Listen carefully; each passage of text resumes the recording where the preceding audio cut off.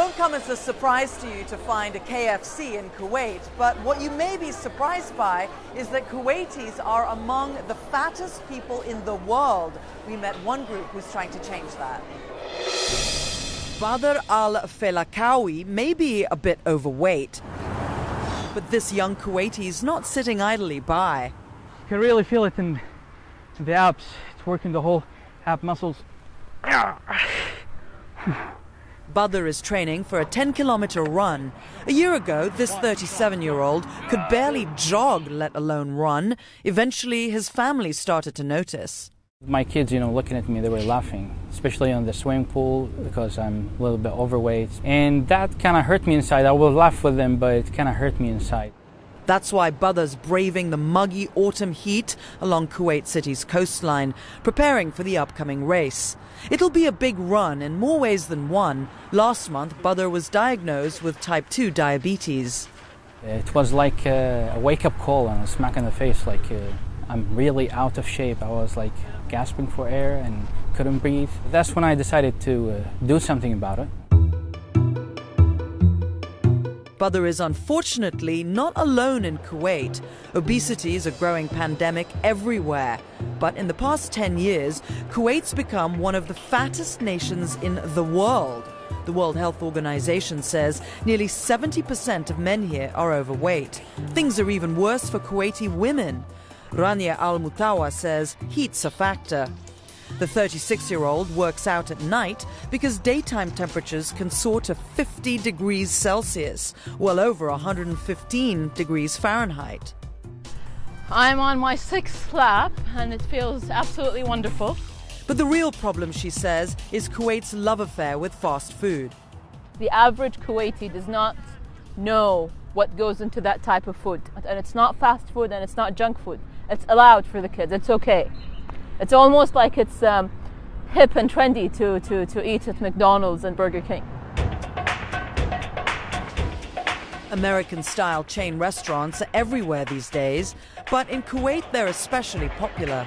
Some companies even tailor their menus for the bigger regional appetites.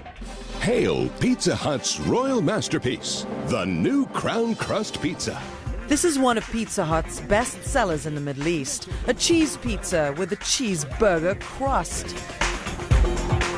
Kuwaitis say their exposure to fast food began during the Gulf War. After all, when American troops travel, their food does too. Local companies are now jumping on the bandwagon. The owner of this Kuwaiti chain said his food was relatively healthy, despite the fact that staff here didn't know any of the nutritional information.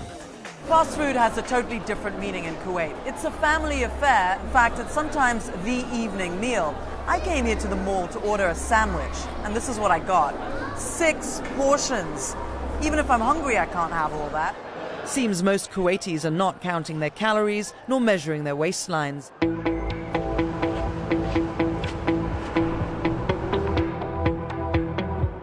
But Yousef AlQanai is. He knows just how easy it is to gain weight here. This is Yousef as a teenager. His excess pounds were shed by running. That's why he organized Kuwait's first marathon, which also includes the 10K race Badr is running.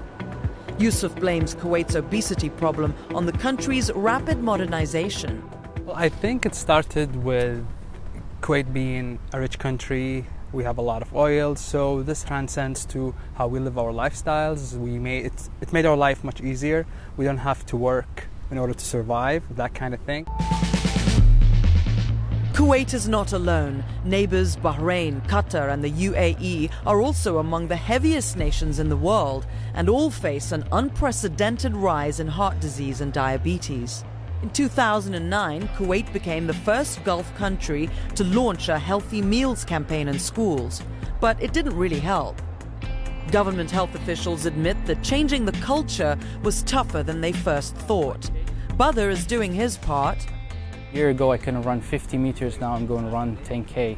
Best part in it, you feel energy flowing in your body, you feel young, and even my wife and kids, when they know that I'm going for the 10K and I'm doing, my workouts, I can sense they are proud of what I'm doing.